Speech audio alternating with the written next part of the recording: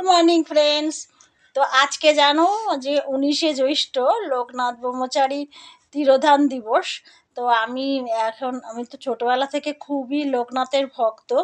তো ভীষণই লোকনাথের ছোট থেকেই আমি পুজো করি, এবং যখনই আমি দেখেছি না, যেই বিপদে আমি পড়েছি বা আমি যা কিছু একটা হয়তো কিছু একটা সমস্যার মধ্যে পড়েছি, আমি লোকনাথ বাবাকে ডাকলে সত্যি আমার জানি মনে হয় কি, সত্যি মনে হয় না, সত্যি কথাই একদম সমস্যাটা জানি আমার সমাধান সঙ্গে সঙ্গে হয়ে যায়। আমি ভীষণই ওই জন্য লোকনাথ বাবাকে ভক্তি করি।